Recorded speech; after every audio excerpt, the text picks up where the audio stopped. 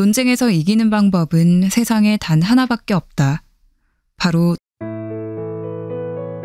오늘 제가 가져온 책은 너무나 유명한 책이죠. 데일 카네기의 인간관계론입니다. 여러분 혹시 나와 생각이 다른 사람을 마주치면 어떻게 하시나요?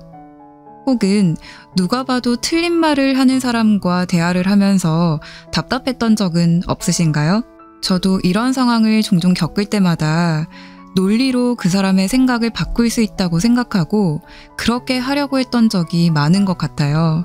아니, 누가 봐도 자신의 말에는 어폐가 있는데 왜 그걸 받아들이지 못하지? 그런데요, 사람의 마음은 그렇게 간단하지가 않습니다. 논리에 따라서 옳은 방식으로만 자신의 생각을 주장한다면 세상이 이렇게 복잡하지는 않겠죠. 또 논리로 이긴다고 해서 상대로부터 내가 원하는 것을 다 얻을 수 있느냐면 그것도 아닙니다.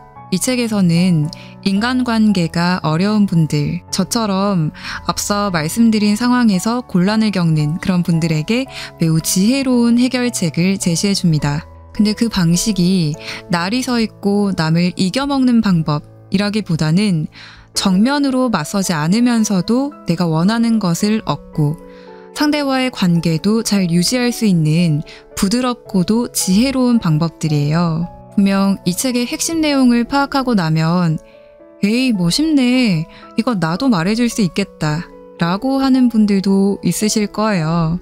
그런데 책을 읽고 가장 중요한 건 그걸 내 일상에서 실천할 수 있느냐인 것 같아요. 저도 책을 읽으면서는 맞아, 나도 이건 알고 있었는데 왜 그랬지? 라고 떠오르는 장면들이 많더라고요. 막상 우리가 인간관계 속에서는 감정이라는 게 올라오기 때문에 지혜로운 대처보다는 그 순간 내가 해버리고 싶은 방식으로 대응을 하게 될 때가 있잖아요. 이 책을 정독하고 잘 새기면 실제 그런 상황에서도 적용할 수 있는 능력이 올라가지 않을까, 그런 기대를 저는 가지면서 이 책을 가지고 왔습니다. 그럼 지금부터 책을 읽어드리도록 할게요. 인간관계의 중요한 비결. 세상에서 다른 사람으로 하여금 어떤 일을 하도록 만들 수 있는 방법은 단 하나밖에 없다. 혹 그 방법을 곰곰이 생각해 본 적이 있는가? 그렇다. 단 하나다. 바로 다른 사람으로 하여금 그 일을 하고 싶어 하도록 만드는 것이다. 기억하라. 다른 방법은 없다. 물론 다른 사람의 옆구리에 권총을 찔러 넣고 시계를 내놓도록 만들 수는 있다. 직원들에게 해고하겠다고 협박해서 협조하게 만들 수도 있다. 하지만 당신이 돌아서는 순간 그들의 태도는 바뀔 것이다. 다른 사람으로 하여금 어떤 일을 하게 만드는 유일한 방법은 다른 사람이 원하는 것을 주는 것이다. 사람들은 무엇을 원하는가? 20세기의 가장 탁월한 심리학자 지그문트 프로이트에 따르면 사람들이 어떤 행동을 하는 동기는 두 가지다. 하나는 성적 충동이고 다른 하나는 위대한 사람이 되고픈 욕망이다. 미국의 가장 뛰어난 철학자 중 한 사람이었던 존 듀이 교수는 조금 다르게 표현했다. 듀이는 인간 본성의 가장 깊은 충동은 중요한 사람이 되고픈 욕망이라고 말했다. 이 표현을 기억하라. 중요한 사람이 되고픈 욕망이다. 이 표현은 의미심장하다. 앞으로도 이 책에서 이 표현을 많이 보게 될 것이다. 사람들은 무엇을 원하는가? 그렇게 많은 것들을 원하지는 않는다. 하지만 그 얼마 안 되는 것들에 대해서는 부정할 수 없을 정도로 완강하게 갈망한다. 대부분 사람들이 원하는 몇 가지는 다음과 같다. 1. 건강과 생명유지. 2. 음식. 3. 잠. 4. 돈과 돈으로 살 수 있는 것. 5. 내세의 삶. 6. 성적 만족. 7. 아이들의 행복과 건강. 8. 자신이 중요한 사람이라는 느낌. 이러한 욕구들은 보통 충족되기 마련이다. 단 하나만 제외하면 말이다. 음식이나 수면처럼 간절하고 필수적이지만 충족되는 게 쉽지 않은 열망이 하나 있다. 바로 프로이트가 위대한 사람이 되고 싶은 욕망이라고 부르는 것이다. 바로 듀이가 중요한 사람이 되고픈 욕망이라고 부르는 것이다. 링컨은 어떤 편지의 첫 부분에서 다음과 같이 쓴 일이 있다. 모든 사람은 칭찬을 좋아합니다. 윌리엄 제임스는 말했다. 인간 본성의 가장 깊은 곳에 있는 원리는 인정받고 싶은 갈망이다. 명심하라. 그는 바람이나 욕망, 열망이라고 말하지 않았다. 그는 인정받고 싶은 갈망이라고 말했다. 이 갈망은 누그러지지 않고 변함없는 갈망이다. 이 마음속의 굶주림을 정직한 방법으로 해결할 줄 아는 소수의 사람들은 다른 사람들을 자신의 마음대로 다루고 그가 죽으면 심지어 장의사도 안타까워하는 사람이 된다. 자신이 중요한 사람이라는 느낌에 대한 욕망이야말로 인류와 동물을 구분짓는 중요한 차이 중 하나다. 예를 들어보자. 미주리주 농장에서 살던 어린 시절에 아버지는 두록저지 품종의 돼지와 혈통 있는 하얀 머리 소들을 키우셨다. 우리는 중서부 전체를 돌아다니며 돼지와 소를 시골장이나 가축 품평회에 출품했다. 1등상을 많이도 받았다. 아버지는 상으로 받은 파란색 리본을 하얀 모슬린 천에 붙이곤 친구나 방문객이 올 때마다 그 긴 모슬린 천을 꺼냈다. 아버지가 천의 한쪽 끝을 붙잡으시고 다른 쪽 한 끝은 내가 붙잡고 있는 상태에서 아버지는 자랑스럽게 파란색 리본을 보여주셨다. 돼지들은 자신들이 획득한 리본에 아무런 관심도 없었다. 하지만 아버지는 달랐다. 이 리본은 아버지에게 자신이 중요한 사람이라는 느낌을 가져다 주었기 때문이다. 우리의 선조들이 자신이 소중한 사람이라는 느낌에 대한 불타는 충동을 가지고 있지 않았다면 우리의 문명은 아예 생겨나지 않았을 것이다. 이 충동이 없었다면 우리는 지금 다른 동물과 다를 바 없을 것이다. 자신이 중요한 사람이라는 느낌에 대한 이 욕망 때문에 배우지 못하고 가난에 찌들어 살던 한 식품점 점원은 50센트를 주고 떠리로 산 통 밑 바닥에서 찾은 법학 서적을 공부했다. 아마 그 식품점 점원의 이름을 들어본 적이 있을 것이다. 그의 이름은 링컨이었다. 이 중요한 사람이라는 느낌에 대한 욕망 때문에 찰스 디킨스는 인류 역사에 길이 남을 소설을 썼다. 이 욕망 때문에 크리스토퍼 렌은 예술적인 석조 건물을 설계했다. 이 욕망 때문에 록펠러는 다 쓰지도 못할 엄청난 돈을 축적했다. 이 욕망 때문에 당신이 사는 곳에서 가장 돈 많은 집안은 필요 이상으로 커다란 집을 짓는다. 이 욕망 때문에 당신은 최신 유행하는 옷을 입으려 하고 최근에 나온 차량을 몰고 당신의 똑똑한 아이들에 대해 이야기하려 한다. 당신이 어떻게 해야 소중한 사람이라는 느낌을 갖는지 말해준다면 당신이 어떤 사람인지 말해줄 수 있다. 그것이 당신의 성격을 결정하기 때문이다. 그것이야말로 당신에게 가장 중요한 것이다. 에머스는 말했다. 내가 만나는 모든 사람은 어떤 면에서는 나보다 나은 사람들이다. 내가 그들에게서 배울 것이 있다는 점에서 그렇다. 에머슨같이 위대한 철학자에게도 이 말이 적용될 수 있었다면 하물며 우리와 같은 보통 사람들에게는 1000번은 더 올바른 말이 아닐까. 우리의 업적, 우리의 욕구에 대해 생각하는 걸 잠시 멈추기로 하자. 다른 사람의 장점을 이해하려 노력해보자. 아첨 따위는 잊어버리자. 정직하고 진심에서 우러나오는 인정을 해주기로 하자. 다른 사람을 솔직하게 진심으로 인정하고 칭찬하라. 그러면 사람들은 당신의 말을 소중하게 받아들이고 평생에 걸쳐 그 말을 보물처럼 여기고 반복할 것이다. 당신이 그 말을 잊은 다음에도 몇 년씩이나 반복할 것이다. 대화를 잘하는 손쉬운 방법.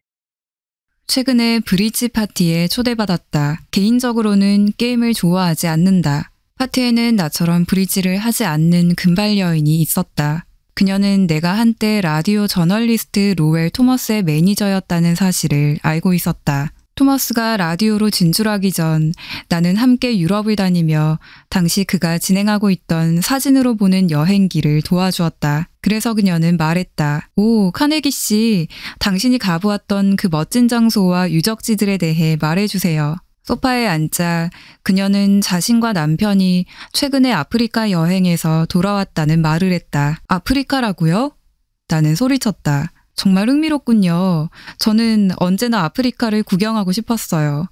하지만 딱 한 번 알제리의 수도 알제에 24시간 머물렀던 것 말고는 한 번도 가본 적이 없어요. 큰 동물이 사는 곳도 가보셨나요? 그렇다고요? 정말 운이 좋으셨군요. 부럽습니다. 아프리카에 대해 말해주세요. 45분은 충분히 걸리는 소재였다. 그녀는 내가 어디 갔었는지, 내가 무엇을 구경했는지 다시는 묻지 않았다. 그녀는 나의 여행에 대해서 듣고 싶어 하지 않았다. 그녀가 원했던 것은 관심 있게 자신의 이야기에 귀를 기울여주는 사람이었다. 따라서 그녀는 마음을 열고 자신이 보았던 장소에 대한 이야기를 들려주었다. 그녀가 특이하다고? 그렇지 않다. 대부분의 사람들이 그렇다.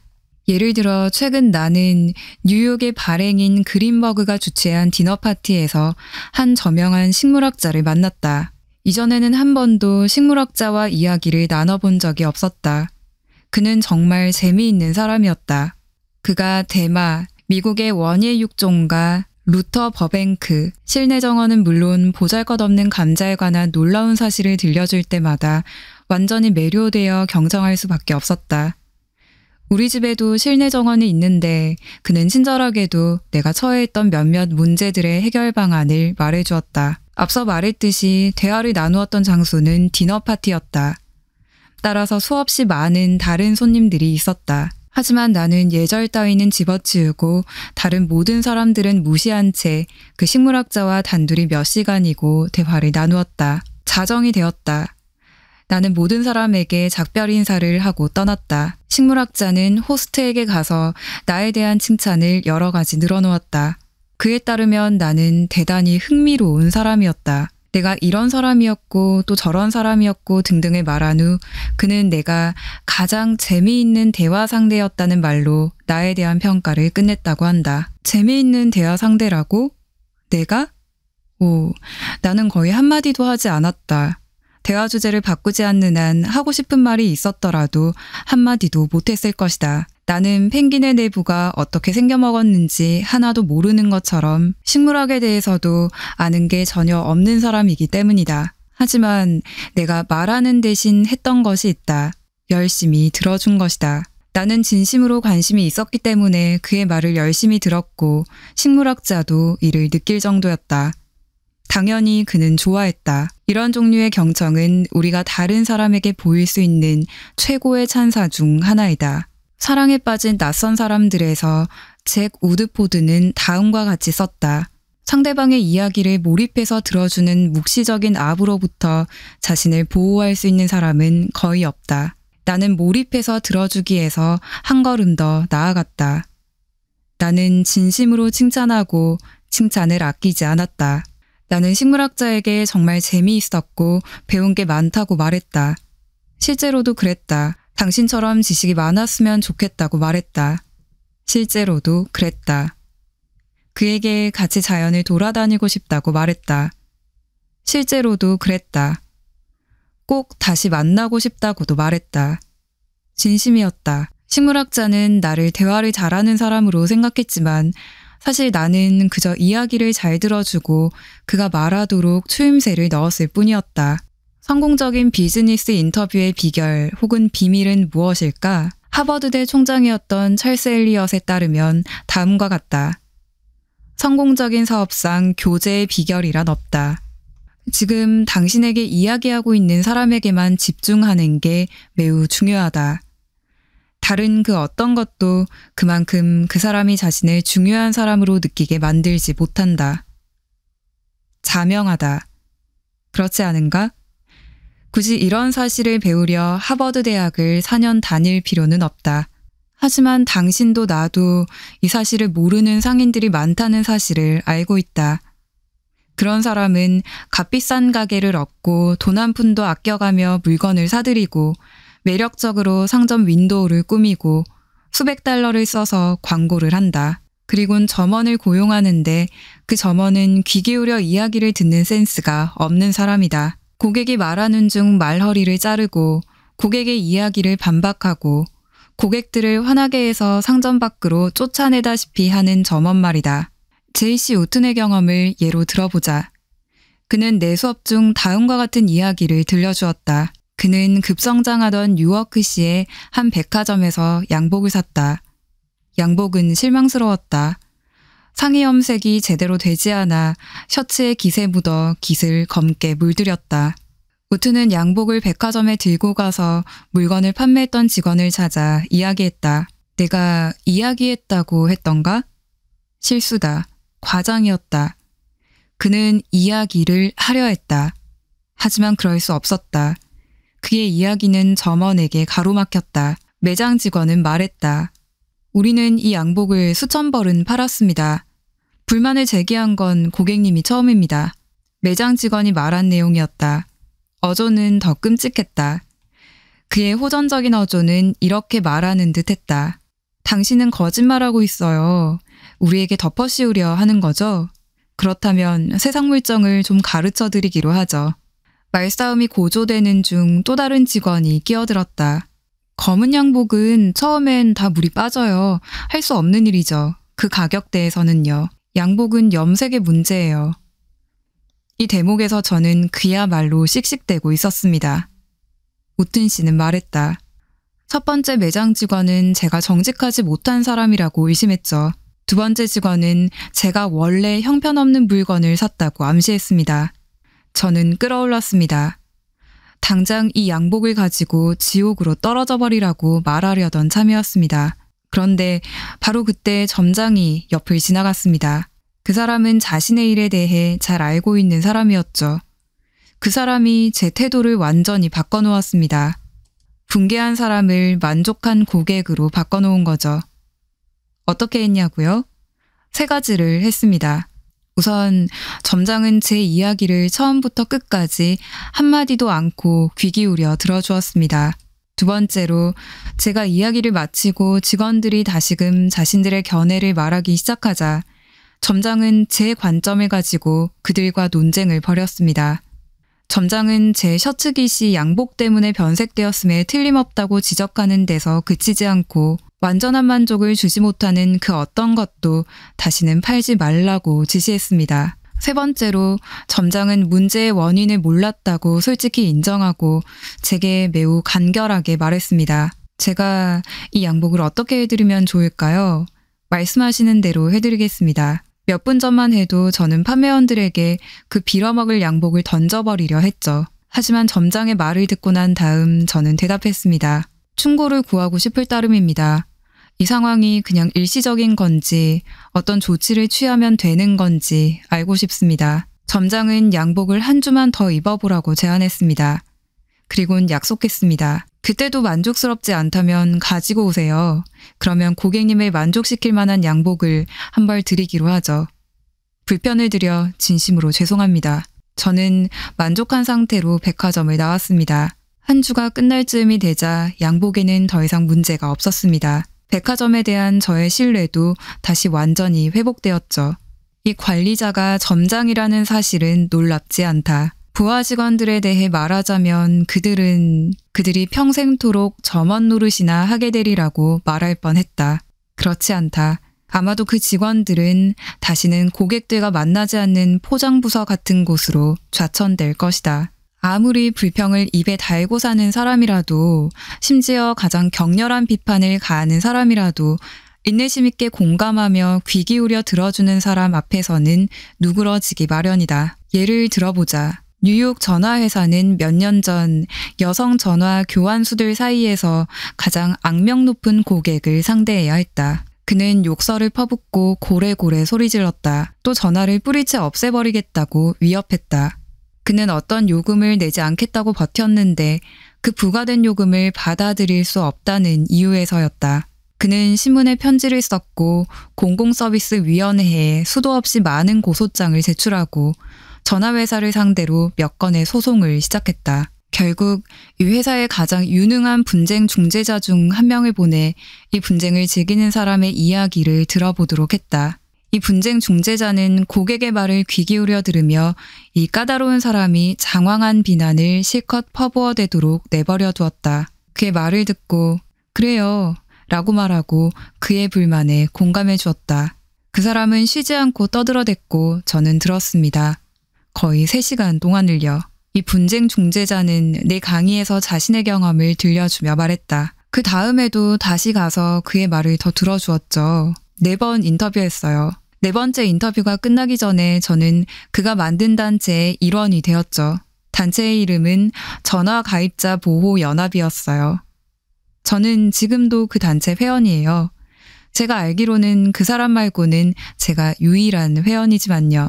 인터뷰 중에는 그 사람의 이야기를 귀 기울여 듣고 공감해 주었죠. 그 사람은 이전에는 전화회사 사람하고 그런 식으로 이야기를 나눠본 적이 없었다고 했습니다. 그는 거의 우호적이라고 할 수 있을 정도까지 변했죠. 심지어 첫 번째 인터뷰 내내 제가 처음 그 사람을 찾아가는 계기가 되었던 문제에 대해 언급조차 하지 않았어요. 2번째에도 3번째에도 마찬가지였어요. 4번째 인터뷰 후 저는 사건을 완전히 종결했어요. 그는 모든 요금을 다 냈고 전화회사와 갈등을 벌이게 된 후 처음으로 공공서비스위원회에 제출한 고소를 취하했습니다. 그 사람은 자신은 비정한 착취에 맞서 공공의 권리를 지키는 십자군이라고 생각했음에 틀림없다. 하지만 실제로 그가 원했던 것은 자신이 중요한 사람이라는 느낌이었다. 처음에는 불평과 고발을 통해 중요한 사람으로 인정받으려 했다. 하지만 회사를 대표하는 사람으로부터 그러한 느낌을 받게 된 순간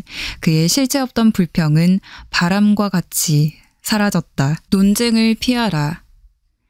1차 세계대전이 끝난 지 얼마 지나지 않은 어느 날 밤 런던에서 나는 귀중한 교훈을 얻었다. 당시 나는 로스 스미스경의 매니저였다. 로스경은 호주 사람으로 전쟁 중 팔레스타인 지역에서 공군 조종사로 활약했다. 평화선언이 이루어진 지 얼마 후 그는 30일 만에 세계의 반을 돌아서 전 세계를 깜짝 놀라게 했다. 그러한 일은 이전에는 꿈도 못 꾸던 것이어서 엄청난 화제를 몰고 왔다. 호주 정부는 5만 달러를 내놓았고 영국 왕은 그를 기사로 임명했다. 한동안 그는 영국에서 가장 유명한 사람이었다. 대영 제국의 린드버그라고 할 만한 사람이었다. 어느 날 밤 로스경을 위한 연회에 갔다. 저녁을 먹는 중 옆에 앉은 사람이 유명한 경구 인간이 계획할지라도 최종 결정을 내리는 것은 신이다. 와 관련된 재미있는 이야기를 했다. 그 재미있는 이야기를 꺼낸 사람은 그 말이 성경에 있는 말이라고 했다. 틀렸다. 나는 알고 있었다. 확실히 알고 있었다.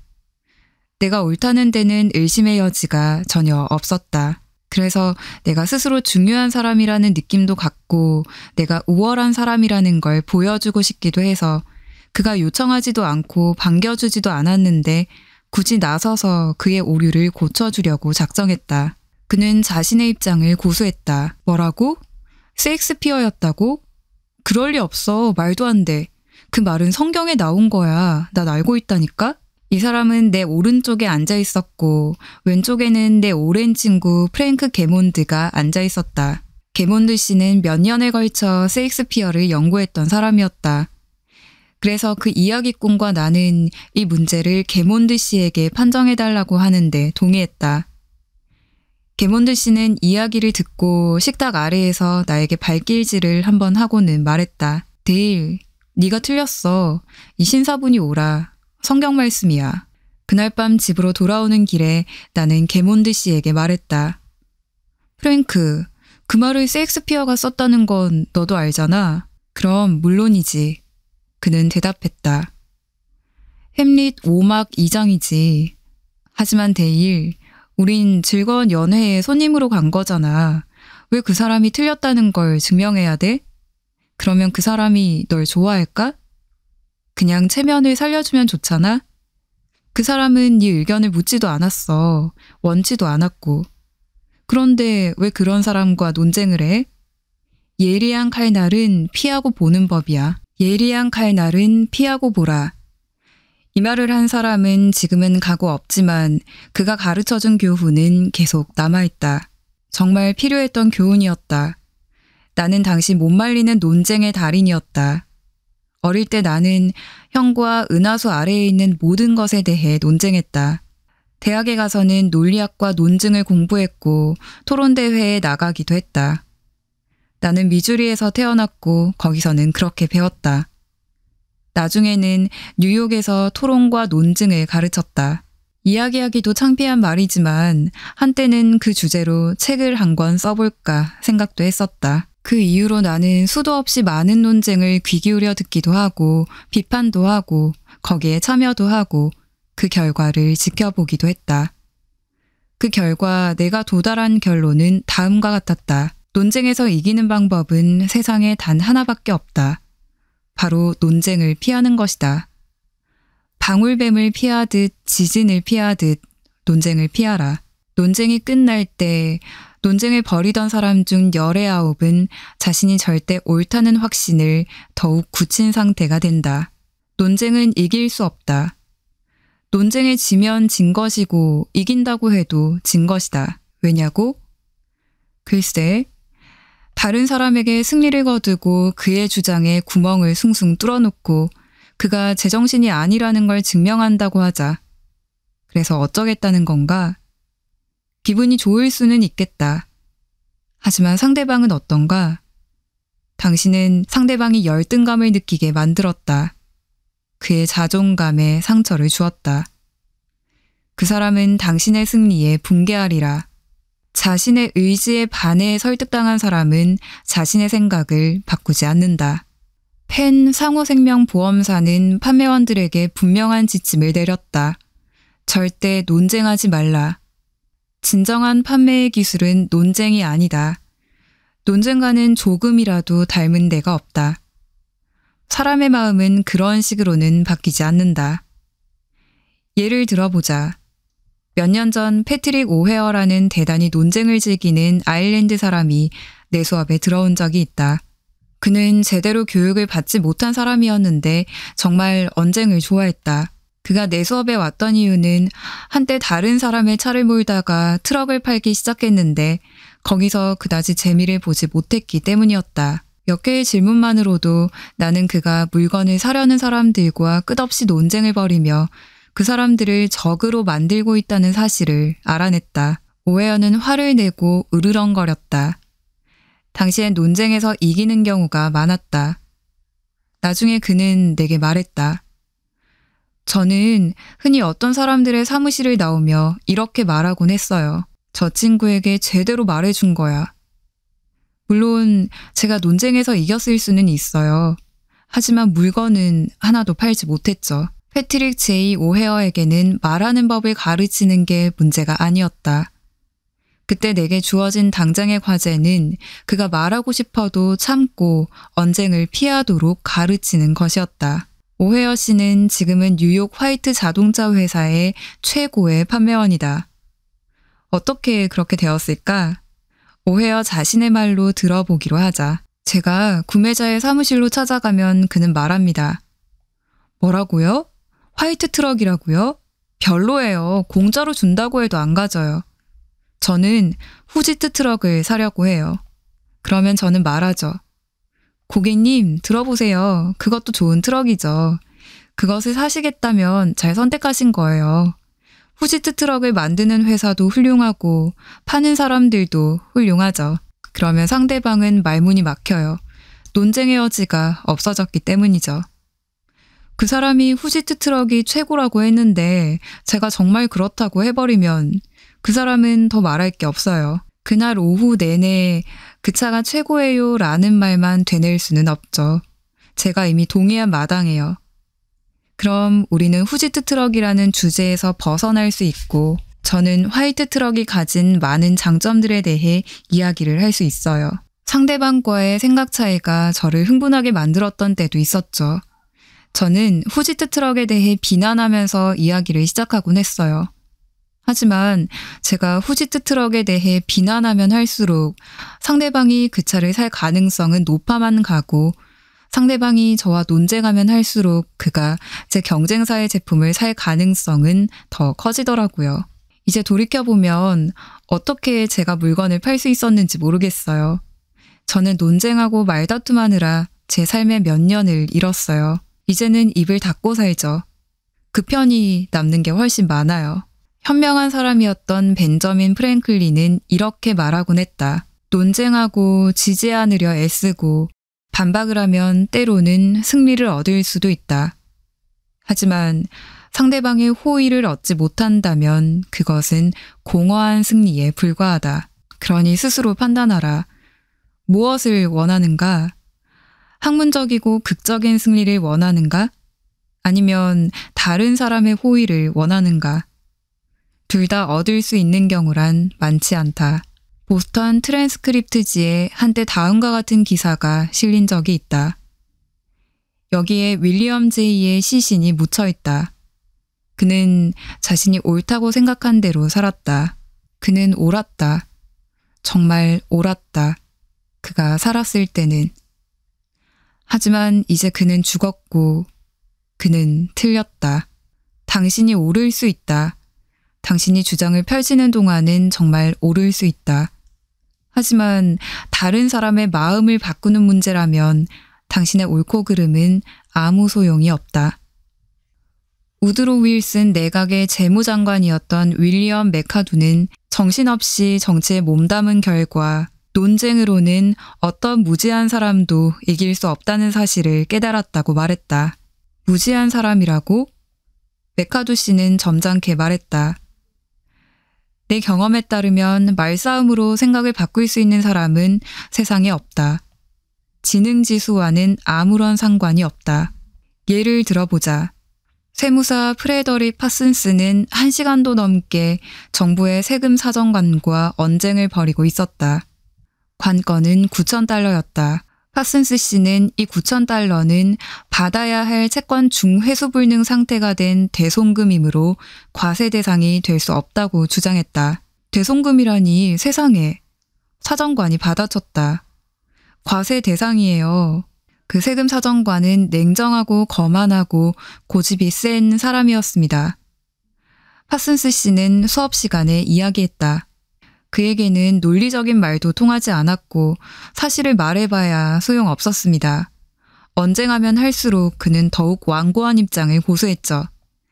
그래서 저는 논쟁을 피하고 화제를 바꾸고 그를 인정해주기로 마음먹었습니다. 저는 말했죠. 제 생각에 이건 당신이 반드시 해야 하는 정말 중요하고 어려운 결정에 비하면 그저 사소한 문제 같습니다. 저도 세금에 대해 공부한 사람입니다. 하지만 저는 모든 걸 그저 책으로만 배웠죠. 당신은 경험이라는 최전선에서 그걸 배우셨고요. 저도 때론 당신과 같은 일을 했으면 합니다. 정말 배울 게 많을 것 같습니다. 제가 한 말은 모두 진심이었습니다. 그러자 사정관은 자세를 고쳐 앉았습니다. 등을 뒤에 기대고 자신의 일에 대해 느긋하게 이야기하더라고요. 자신이 찾아낸 교묘한 사기 사건 같은 것들을 제게 말해주었습니다. 그의 어조는 조금씩 친근하게 바뀌었고 얼마 안 가서는 제게 자기 아이들에 대한 이야기를 하고 있었습니다. 제 사무실을 나가면서는 제 문제를 좀 더 생각해보겠다고 하곤 며칠 후에 결정한 내용을 알려주겠다고 했습니다. 사흘 후에 사무실에 찾아와서는 소득신고는 제가 신청했던 그대로 진행하기로 결정했다고 알려주더군요. 이 세금 사정관은 사람들에게서 가장 쉽게 목격할 수 있는 연약함을 드러내고 있다. 그는 자신이 중요한 사람이라는 느낌을 원했다. 파슨스 씨와 언쟁을 벌이는 동안에는 큰 소리로 자신의 권위를 외침으로써 그러한 느낌을 갖고자 했다. 하지만 파슨스 씨가 그가 중요한 사람이라고 인정해주는 순간 논쟁은 중단되었고 그는 비로소 자기중심적 사고에서 벗어날 수 있었다. 마침내 그는 다른 사람에 공감하는 친절한 인간이 될 수 있었다. 논쟁을 이기는 유일한 방법은 논쟁을 피하는 것이다. 소크라테스의 비결. 다른 사람과 대화할 때 서로 의견이 다른 부분부터 이야기하지 마라. 상대방과 당신이 동의하고 있는 부분을 강조하면서 시작하고 계속 그 부분을 강조하라. 가능하다면 둘 다 같은 목적을 추구하고 있으며 단지 방법이 다를 뿐이라는 점을 계속해서 강조하라. 다른 사람에게 처음부터 네, 라는 말을 하게 만들어라. 가능하면 아니요 라는 말을 꺼내지 못하게 하라. 오버스트릿 교수는 인간 행동에 영향을 미치는 방법에서 이렇게 말했다. 아니요라는 반응은 극복하기 매우 힘든 장애물이다. 어떤 사람이 아니요라고 말하는 순간 그의 자존심은 일관성 있는 사람이 되도록 요구한다. 그가 나중에 아니요라는 반응이 경솔했다고 느낄 수도 있다. 하지만 그의 소중한 자존심을 고려해 주어야 한다. 일단 어떤 것을 말하고 나면 그 말을 고수할 수밖에 없다. 따라서 처음부터 긍정적인 방향으로 상대방을 이끌고 가는 것이 무엇보다 중요하다. 말을 솜씨 있게 하는 사람들은 처음부터 많은 내의 반응을 이끌어낸다. 그럼으로써 그의 말을 듣는 사람을 긍정적인 방향으로 움직이게 만드는 심리적 과정을 작동시킨다. 마치 당구공의 움직임과도 같다. 일단 한 방향으로 공을 쳐서 전진시키면 나중에 방향을 바꿀 때 힘이 들고 아예 반대 방향으로 튀게 하려면 더 큰 힘이 필요하기 마련이다. 여기서 작동하고 있는 심리적 패턴은 명확하다. 어떤 사람이 아니요라는 말을 하고 진심으로 그런 마음을 가지고 있을 때 그 사람은 단순히 아니요라고 말하는 것보다 더 많은 행동을 하게 된다. 분비기관, 신경계, 근육을 포함한 그의 몸 전체가 거부하는 방향으로 움직인다. 잠깐에 불과하지만 때로는 눈에 띌 정도로 몸이 움츠러들거나 혹은 움츠러드는 기미를 보이게 된다. 요컨대 신경 근육계 전체가 어떤 일을 받아들이지 않도록 미리 대비하는 자세를 갖추는 것이다. 반면에 어떤 사람이 내라고 하는 경우에는 그런 행동은 결코 일어나지 않는다. 그 사람은 오히려 몸을 앞으로 움직이며 개방적으로 받아들이는 자세를 취한다. 따라서 처음부터 내라는 대답을 좀 더 많이 이끌어낼 수 있다면 우리가 결국 하고 싶은 이야기로 관심을 유도하는 데 성공할 가능성이 더 높아진다. 이 내라는 반응을 이끌어내는 것은 매우 간단한 방법이다. 하지만 얼마나 많은 사람들이 이 방법을 무시하고 있는가. 사람들은 처음부터 다른 사람을 적대시함으로써 자신이 중요한 사람이라는 느낌을 가지려고 하는 듯하다. 진보적인 사람이 보수적인 사람들과 회의를 하게 되면 보수적인 사람들을 보자마자 그들을 분노하게 만든다. 하지만 사실 그게 무슨 도움이 되는가? 만일 그 진보주의자가 다른 사람들을 화나게 만드는 걸 즐기는 사람이어서 그랬다면 그럴 수 있다고 넘어갈 수도 있다. 하지만 그 진보주의자가 무언가 얻고자 하는 경우였다면 생각이 모자란 사람이라고밖에 할 수 없다.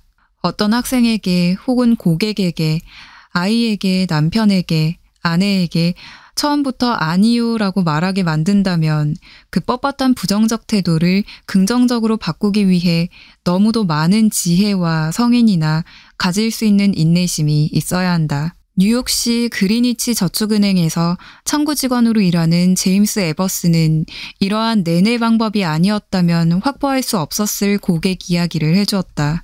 그분은 계좌를 개설하러 오셨죠. 저는 그분이 써넣어야 할 서류를 드렸습니다. 몇몇 질문은 흔쾌히 답을 주시더니 어떤 부분에 대해서는 딱 잘라 대답을 않겠다고 하시더군요. 제가 인간관계를 공부하기 전이었다면 이 장래 예금주께 은행에 이 정보를 주시지 않으면 계좌 개설을 못 해드린다고 했겠죠. 예전에 바로 제가 했던 방식입니다만 지금 생각하면 창피합니다. 당연히 그런 식의 최후 통첩을 하면 기분은 좋았죠. 누가 상황을 주도하고 있는지 보여주니까요. 은행의 규칙과 규정은 위반할 수 없는 거고요. 하지만 그런 태도는 우리에게 사업상의 일을 주려고 은행에 오시는 분을 환영하는 방식도 아니고 하물며 그분들께 중요한 사람이라는 느낌을 드릴 수도 없는 태도였습니다. 그날 아침 저는 센스를 조금 발휘해 보기로 했습니다. 저는 은행이 원하는 바를 말하지 않고 고객이 원하는 바를 말해보려 했습니다. 무엇보다 저는 처음부터 내내 반응을 이끌어내고 싶었습니다. 저는 그분 말씀에 동의했습니다. 그분이 제시하길 거절한 정보들은 반드시 필요한 정보도 아니라고 말씀드렸습니다. 하지만 고객님이 돌아가셨는데 은행에 돈이 있다고 생각해 보세요. 은행이 법적인 자격이 있는 가장 가까운 친척에게 그 돈을 이체해드리는 게 좋지 않을까요? 네, 물론입니다. 그가 답했습니다. 그렇다면 고객님의 가장 가까운 친척 이름을 여기에 써주시면 어떨까요? 그래야 혹시라도 고객님 사망 시에 저희가 실수 없이 지체하지 않고 고객님이 바라는 대로 일을 처리할 수 있지 않겠어요? 다시금 그분은 네라고 말씀하셨습니다. 그 젊은 분의 태도는 누그러지고 변했습니다. 그분은 우리가 우리를 위해 정보를 요구하는 게 아니라 바로 자신을 위해 정보를 요구한다는 점을 깨달으셨기 때문이죠. 은행을 나서기 전 이 젊은 분은 자신에 대한 모든 정보를 주셨을 뿐 아니라 자신의 어머니를 수령인으로 지정한 신탁계정을 만드셨습니다. 제가 제안했던 대로였죠. 그리고 어머니에 대한 모든 질문에도 기꺼이 대답해 주셨습니다. 처음부터 네라는 말을 하시다 보니 그분은 우리 사이에 걸림돌이 되었던 문제는 완전히 잊고 제가 제안드린 대로 모든 일을 즐거운 기분으로 해주셨습니다. 아테네의 잔소리꾼이라 불리던 소크라테스는 현명한 사람이었다. 그가 맨발로 다니고 머리가 벗겨진 40세가 되어 19세 소녀와 결혼했다는 사실은 그의 명성에 아무런 영향을 미치지 못했다. 소크라테스는 역사상 정말 소수의 사람들만 할 수 있었던 일을 해냈다. 인류의 사유 방식을 통째로 바꿔놓았던 것이다. 죽은 지 23세기가 지난 지금도 소크라테스는 언쟁으로 시끄러운 이 세상에서 가장 현명한 방식으로 다른 사람들을 설득했던 인물로 추앙받고 있다. 그의 방법은 어떤 것이었을까? 사람들에게 당신들이 틀렸다고 말했을까? 아니다. 그렇지 않다. 소크라테스는 그렇지 않았다. 그런 바보 같은 짓을 하기에는 너무나 인간관계에 능숙했던 사람이었다. 지금은 소크라테스의 문답법이라고 불리는 그의 방법은 내내 반응을 이끌어내는 데 기반을 두고 있다. 그는 상대방이 동의할 수밖에 없는 질문을 던졌다. 그리곤 계속해서 끝없이 많은 동의를 받아냈다. 그는 계속해서 질문을 던져 결국은 상대방이 바로 몇 분 전에 격렬하게 비판했던 결론을 자신도 모르는 사이에 받아들일 수밖에 없게 만들었다. 다음에 어떤 사람에게 당신이 틀렸다고 말하고픈 기분이 든다면 맨발의 소크라테스를 기억하고 상냥하게 질문을 던져라.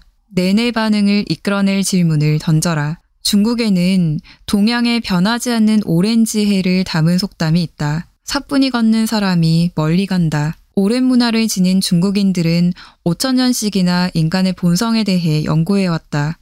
그리고 이 깊은 통찰을 얻은 것이다. 사뿐히 걷는 사람이 멀리 간다. 다른 사람들이 당신의 생각에 동의하게 만들고 싶다면, 다섯 번째 규칙은 다음과 같다. 다른 사람들로 하여금 당장 네네라고 말하게 하라.